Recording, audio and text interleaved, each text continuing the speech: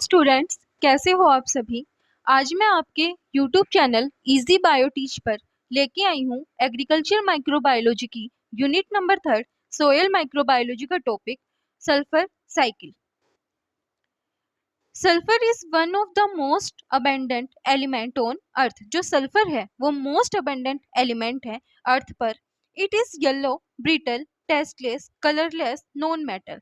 जो सल्फर है वो yellow, brittle, tasteless, colourless non metal है। Sulphur is present in all kinds of protein. जो सल्फर है वो ऑल काइंड्स ऑफ प्रोटीन्स के अंदर प्रेजेंट होता है। Plants directly absorb sulphur containing amino acids such as methionine, cysteine and cystine. जो plants हैं वो डायरेक्टली एब्जॉर्ब करते हैं सल्फर कंटेनिंग अमाइनो एसिड्स को। जो सल्फर कंटेनिंग अमाइनो एसिड्स हैं वो है methionine, cysteine and cystine. Sulphur is released into the atmosphere by burning fossil fuels, volcanic activities and decomposition of organic molecules। जो sulphur है वो एटमॉस्फेयर के अंदर रिलीज होता है by the help of burning fossil fuels, volcanic activities and decomposition of organic matter। On land, sulfur is stored in underground rocks and minerals। Land के ऊपर मतलब लैंड पर जो सल्फर है वो स्टोर होता है in underground rocks and minerals की फॉर्म के अंदर। It is released by precipitation, weathering of rocks and geothermal vents. जो सल्फर है वो रिलीज्ड होता है by the help of process precipitation, weathering of rocks and geothermal vents. अब हम देखते हैं sulphur play major role in plants. इनको बाद में हम अच्छे से डिस्क्राइब करके भी पढ़ेंगे। एक बार हम थोड़ा बेसिक देखते हैं कि सल्फर है वो कौन कौन से रोल प्ले करते हैं प्लांट्स के अंदर। It play role in photosynthesis. जो सल्फर है वो रोल प्ले करता है फोटोसिंथेसिस के अंदर। It is a component of many amino acid. जो सल्फर है वो कंपोनेंट है मैनी अमाइनो एसिड्स का। It is essential in the synthesis of proteins. ये क्या है? असेंशियल सोर्स है for the synthesis of proteins. It activates enzymes and coenzyme in the plants. ये प्लांट्स के अंदर एंजाइम और कोएंजाइम्स को क्या करते हैं? एक्टिवेट करते हैं। It is an important element in symbiotic nitrogen fixation for legume. जो सल्फर है वो इम्पोर्टेंट एलिमेंट होता है in the symbiotic nitrogen fixation for leguminous plants. जो नाइट्रोजन फिक्सेशन है प्रोसेस है वो हमने पिछली वीडियो के अंदर कवर किया है, तो वहां से पढ़ लेना। अब हम देखते हैं कुछ important points. Sulphur are present in air and soil. जो सल्फर है वो प्रेजेंट होता है एयर और सोयल दोनों के अंदर। But majorly sulphur are absorb from the soil. लेकिन जो सल्फर है उसको हम एब्जॉर्ब करते हैं from the soil. Plants only absorb sulphur in the form of sulphates in case of soil. Soil के केस में जो प्लांट्स हैं वो ऑब्जर्व करते हैं सल्फर को इन the form of sulphates. In plant absorb sulphur from air so that absorb in sulphur dioxide form. अगर plant sulphur को एयर से एब्जॉर्ब करते हैं तो वो सल्फर डाइऑक्साइड की फॉर्म में एब्जॉर्ब करते हैं। सोयल से किस फॉर्म में कर रहे थे? सल्फेट की फॉर्म में। और एयर से किस फॉर्म में कर रहे हैं? सल्फर डाइऑक्साइड की फॉर्म में। Source of sulfur is sedimentary rocks. Sulfur is present in organic and inorganic deposit. जो सल्फर है वो प्रेजेंट होता है ऑर्गेनिक और इनऑर्गेनिक डिपोजिट्स में। अब हम देखते हैं process of sulphur cycle. Sulphur is released by the withering of rocks. जो सल्फर है वो रिलीज होगा by the weathering of rocks. Sulphur come in contact with air form sulphur dioxide. जो ये सल्फर रिलीज हुआ है ये एयर के कांटेक्ट में आएगा और किसके फॉर्मेशन करेगा? सल्फर डाइऑक्साइड की। Sulphur dioxide converted to sulphuric acid, sulphur trioxide and sulphate. जो सल्फर डाइऑक्साइड है वो कन्वर्ट हो जाएगी सल्फ्यूरिक एसिड के अंदर, सल्फर ट्राइऑक्साइड के अंदर और सल्फेट के अंदर।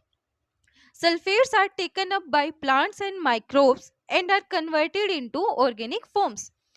फिर क्या होगा? जो सल्फेट है उसको कौन ले लेंगे? प्लांट्स और माइक्रोब्स क्या कर लेंगे? एब्जॉर्ब कर लेंगे और कन्वर्ट कर देंगे ऑर्गेनिक फॉर्म के अंदर। The organic form of sulphur is taken consumed is the organic form of sulfur is then consumed by the animals through their food and thus sulfur moves in the food chain. जो organic form है sulphur की उसको बाद में कौन consume कर लेंगे animals through their food and the sulphur moves in the food chain. इसके बाद जो सल्फर है वो कहाँ मूव कर जाएगा फूड चेन के अंदर. When the animal die, some of the sulfur is released by decomposition, while some enter the tissue of microbes. जब एनिमल की डेथ हो जाएगी तो जो कुछ सल्फर है वो तो रिलीज हो जाएगा bye the help of decomposition और कुछ क्या हो जाएगा डिपोजिट हो जाएगा मतलब एंटर कर जाएगा टिश्यू ऑफ माइक्रोब्स के अंदर. There are several natural sources such as volcanic eruption, evaporation of water, and breakdown of organic matter in swamps that release sulfur directly into the atmosphere. कुछ मतलब बहुत सारे नेचुरल सोर्सेज प्रेजेंट होते हैं जैसे कि volcanic eruption, evaporation of water, breakdown of organic matter in swamps, जो कि रिलीज कर देते हैं सल्फर को directly into the atmosphere. This sulphur falls on earth with rainfall.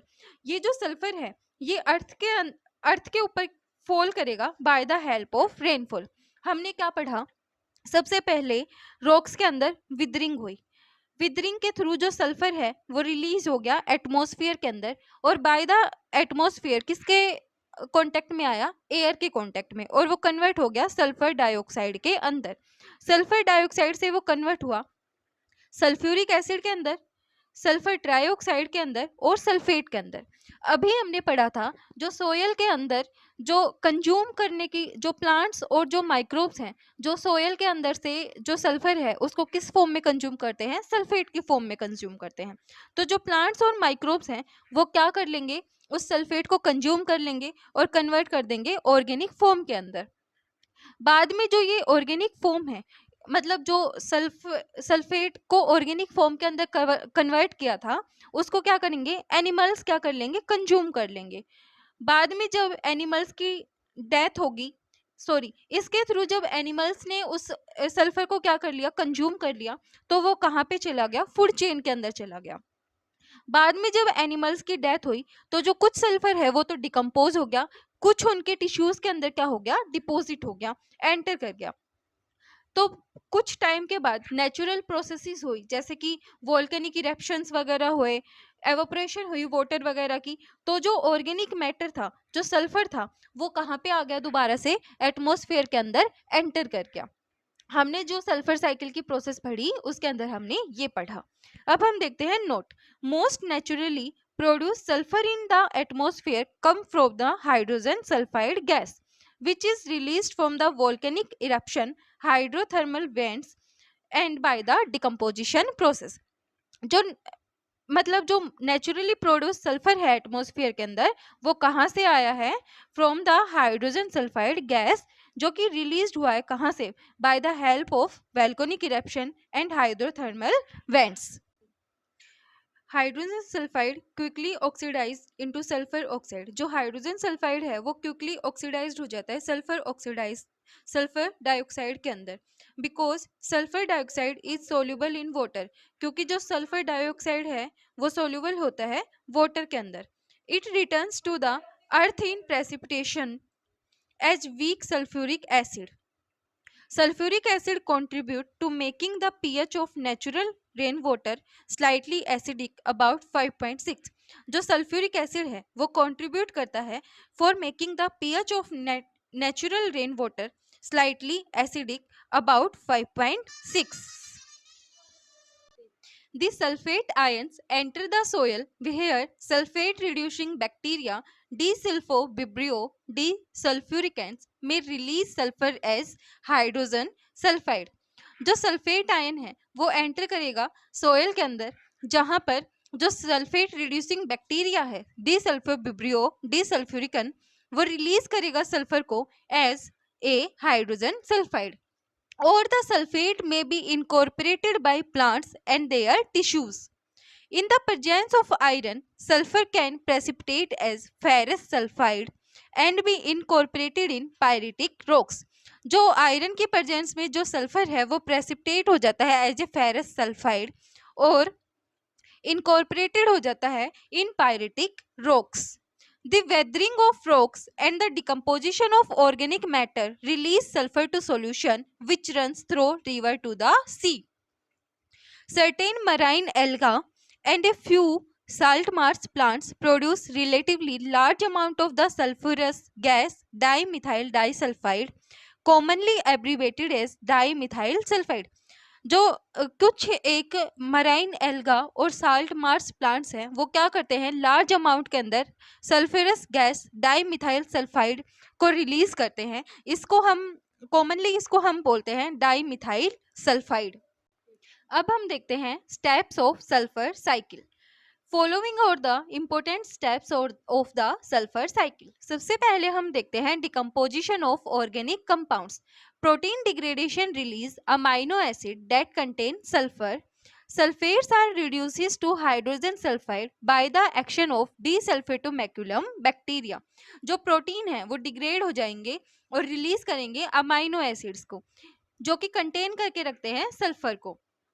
Sulfate are reduced to hydrogen sulfide by the help of action of desulfatomaculum bacteria। मतलब desulfatomaculum bacteria की help से जो सल्फेट है वो रिड्यूस हो जाएंगे hydrogen sulphide के अंदर। सेकेंड हम देखते हैं oxidation of hydrogen sulphide to elemental sulphur. Hydrogen sulphide oxidise to produce elemental sulphur. Certain photosynthetic bacteria from the family Chlorobacilli and Chromatoceae initiate the oxidation process। जो hydrogen sulphide है वो oxidised होंगे, oxidise to produce elemental sulphur. जो certain photosynthetic bacteria हैं कौन सी family से, क्लोरोबाइसी और क्रोमेटिसी family से, वो क्या करते हैं, इनिशिएट करते हैं ऑक्सीडेशन की प्रोसेस को। थर्ड स्टेप हम देखते हैं oxidation of elemental sulphur. Elemental sulphur present in the soil can not be utilised directly by the plants. जो एलिमेंटल सल्फर है सोयल के अंदर प्रेजेंट होता है उसको हम क्या जो प्लांट्स हैं वो डायरेक्टली यूटिलाइज नहीं कर सकते। Therefore it is converted into sulphate by chemolithotrophic bacteria. तो जो कीमोलिथोट्रोपिक बैक्टीरिया हैं उनको कन्वर्ट कर देते हैं सल्फेट्स के अंदर। कीमोलिथोट्रोपिक बैक्टीरिया के एग्जाम्पल हैं सल्फर ऑक्सीडाइजिंग बैक्टीरिया, बैगियोटा और थायोमार्गेरिटा। फोर्थ स्टेप हम देखते हैं reduction of sulphate. Sulphates are reduce to hydrogen sulphide by Desulfovibrio desulfuricans. जो सल्फेट हैं रिड्यूस हो जाएंगे हाइड्रोजन सल्फाइड के अंदर बाय द हेल्प ऑफ डिसल्फोविब्रियो डिसल्फ्यूरिकेंट्स। ये जो प्रोसेस है रिडक्शन है सल्फेट्स की वो अक्कर होती है दो स्टेप्स के अंदर। जो वो दो स्टेप्स हैं वो हम देखते हैं। सबसे पहले by the help of utilising ATP जो सल्फेट्स हैं वो कन्वर्ट हो जाते हैं सल्फाइड के अंदर। और जो सेकंड स्टेप्स के अंदर क्या होता है, reduction of sulphide to hydrogen sulphide. जो सल्फाइड है वो उसकी क्या हो जाती है, रिडक्शन हो जाती है हाइड्रोजन सल्फाइड के अंदर। अब हम समझते हैं sulphur cycle bye the help of flow diagram. सबसे पहले क्या होता है, एलिमेंटल सल्फर। जो एलिमेंटल सल्फर है वो कहाँ से आया, हमने पढ़ा सबसे पहले क्या होगा, जो प्रोटीन है उसकी डिग्रेडेशन होगी और अमाइनो एसिड्स के अंदर कन्वर्ट हो जाएगा। और जो अमाइनो एसिड्स हैं उनके अंदर क्या प्रेजेंट होता है, सल्फर कंटेंट प्रेजेंट होता है। ये जो एलिमेंटल सल्फर है ये फ्री फॉर्म में प्रेजेंट होता है, कन्वर्ट हो जाता है हाइड्रोजन सल्फाइड के अंदर। अब क्या होता है, जो ये हाइड्रोजन सल्फाइड है, हाइड्रोजन सल्फाइड बाय द मतलब कार्बन डाइऑक्साइड के साथ मिलके और हाइड्रोजन सल्फाइड ये क्या करते हैं, दोबारा से एलिमेंटल सल्फर के अंदर कन्वर्ट हो जाते हैं by the help of Chlorobiaceae and Chromatiaceae family के मेंबर्स के थ्रू। अब क्या होता है, ये जो एलिमेंटल सल्फर है by the help of bacteria Thiobacillus convert हो जाता है सल्फेट के अंदर। अब हमने पढ़ा जो प्लांट्स हैं सोयल के अंदर से सल्फेट की फॉर्म में सल्फर को क्या करते हैं, एब्जॉर्ब करते हैं। तो उसके थ्रू जो प्लांट सल्फेट है वो कहाँ चला जाता है, प्लांट्स के अंदर चला जाता है। अब प्लांट्स के ऊपर कौन फीड करेगा, एनिमल फीड करेंगे, तो वो कहाँ चला गया, एनिमल्स के अंदर चला गया। अब एनिमल्स के थ्रू वो फूड चेन के अंदर सल्फर क्या कर गया, एंटर कर गया। अब क्या हुआ, जो सल्फर मतलब जो प्लांट और एनिमल्स है उनकी क्या हुई, डेथ हुई, तो उनके क्या बन गए, सेडिमेंट्स बन गए। लाखों करोड़ों साल जैसे बीत गए, उसके बाद क्या होता है, ये जो सेडिमेंट्स है धीरे धीरे इनकी डिग्रेडेशन होती है, वो दोबारा से क्या करते हैं, मेटल सल्फाइड के अंदर कन्वर्ट होते हैं, और जो मेटल सल्फाइड है वो हाइड्रोजन सल्फाइड के अंदर कन्वर्ट होती है। ये हमने क्या पढ़ा, एक प्रोसेस पढ़ी। अब जो सल्फेट है वो डायरेक्टली बैसिलस और सुडोमोनाज की हेल्प से हाइड्रोजन सल्फाइड के अंदर भी कन्वर्ट हो सकता है, और जो हाइड्रोजन सल्फाइड है वो मेटल सल्फाइड के अंदर कन्वर्ट होगी, और मेटल सल्फाइड से क्या बन जाएंगे, सेडिमेंट्स बन जाएंगे। अब एक चीज हम देखते हैं, जैसे कि जो सल्फर है, डेड प्लांट और एनिमल्स की क्या हो गई, डेथ हो गई, प्लांट और एनिमल्स की डेथ हो गई, तो वहां पे क्या हुआ, एरोबिक डिके हुआ। एरोबिक डिके हुआ मतलब in the presence of oxygen, तो ये किसके अंदर कन्वर्ट हो गए, सल्फेट के अंदर हो गए। अब जो सल्फर है माइक्रो ऑर्गेनिजम्स के अंदर प्रेजेंट है, तो जो माइक्रो ऑर्गेनिजम्स की डेथ हुई तो वो कहाँ चले गए, माइक्रो ऑर्गेनिजम्स की डेथ हुई तो वो सल्फर है वो कहाँ पे चला गया, एटमॉस्फेयर के अंदर चला गया, सल्फर मतलब प्लांट्स और एनिमल्स के अंदर चला गया। अब क्या करेंगे, जो हमें पता है जो माइक्रो ऑर्गेनिजम्स हैं वो तो डेड ऑर्गेनिक मैटर के ऊपर क्या करते हैं, फीड करते हैं, तो जो ये माइक्रो ऑर्गेनिजम्स हैं इन डेड प्लांट और एनिमल्स के ऊपर क्या करेंगे, फीड करेंगे, तो दोबारा से जो सल्फर है वो कहाँ पे आ गया, माइक्रो ऑर्गेनिजम्स के पास आ गया। ठीक है, तो जो सल्फर जो माइक्रो ऑर्गेनिजम्स हैं वो सल्फर को तीन जगह से अपटेक कर रहे हैं।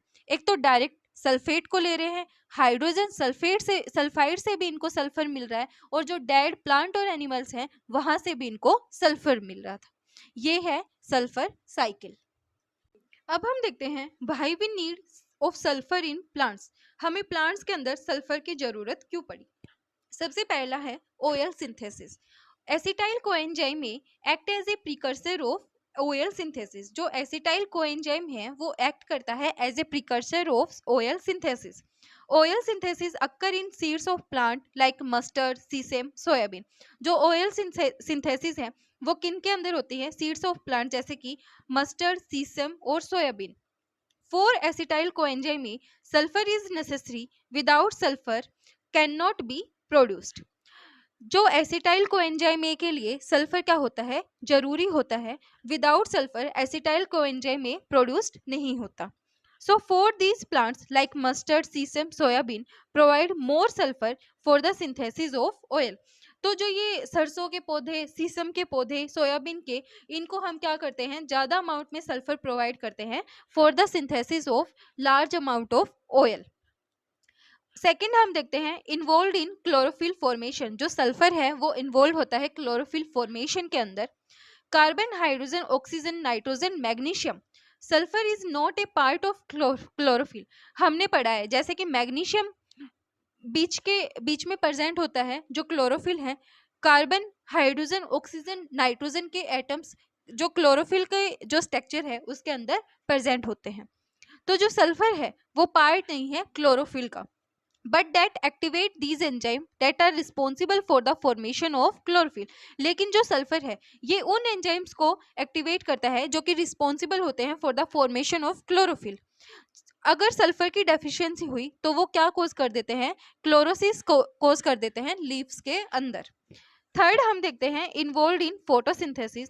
जो सल्फर है वो इन्वॉल्व होता है फोटोसिंथेसिस के अंदर। There is a thioreduction protein and that is a sulphur containing protein. जो थायोरिडॉक्सिन प्रोटीन है ये क्या है, सल्फर कंटेनिंग प्रोटीन होता है, and that protein regulate carbon metabolism. जो ये थायोरिडॉक्सिन प्रोटीन है ये क्या करता है, रेगुलेट करता है कार्बन मेटाबॉलिज्म को। If sulphur contain is reduce, sulphur का कंटेंट क्या होगा, कम होगा, तो जो थायोरिडॉक्सिन है उसकी प्रोडक्शन क्या होगी, कम होगी, और ये क्या कर देगा, डैमेज कर देगा फोटोसिंथेसिस प्रोसेस को। If sulphur content is reduce, so poor production of thioredoxin occurs and that damage the photosynthesis process. Fourth हम देखते हैं vitamin B. Vitamin B one thiamine और विटामिन बी वन बायोटीन, और इसको हम एच भी बोलते हैं, विटामिन एच बी। इनके लिए ये कौन से हैं, सल्फर कंटेनिंग विटामिन हैं। तो इनकी प्रोडक्शन में और इनकी जो प्रोडक्शन है उसके अंदर जो सल्फर है वो मेजर रोल प्ले करता है। Tolerance to abiotic stress. In salinity tolerance, sulfur is present in sulfolipid in membrane. Salinity tolerance के लिए जो सल्फर है वो प्रेजेंट होता है सल्फोलिपिड मेम्ब्रेन में। सल्फोलिपिड जो सल्फोलिपिड है वो क्या होंगे, ज़्यादा होंगे। तो जो सैलिनिटी टॉलरेंस है प्लांट्स के लिए वो क्या होगी, ज़्यादा होगी। मतलब सल्फोलिपिड अगर ज़्यादा है तो जो टॉलरेंस है प्लांट के लिए, सैलिनिटी टॉलरेंस है वो क्या होगी, ज़्यादा होगी। सिक्स्थ है antioxidant. Sulphate is reduced in the form of glutathione and these glutathione act as antioxidant. जो सल्फेट है वो रिड्यूस हो जाता है in the form of glutathione, और जो ये ग्लूटाथायोन है ये एक्ट करते हैं एज ए एंटीऑक्सीडेंट्स। सेवंथ हम देखते हैं biotic stress, anti fungal, antibacterial, pathogen.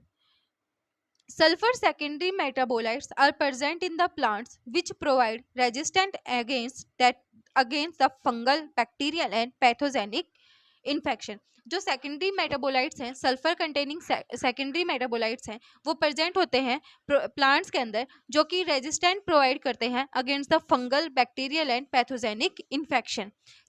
Sulphur secondary metabolites are, ये जो सेकेंडरी मेटाबोलाइट्स हैं ये कौन कौन से हैं, ये हैं एलिसिन, एलिन्स, जो कि एलिसिन, इसके अंदर जो एलिसिन है वो क्या होता है, एंजाइम प्रेजेंट होता है।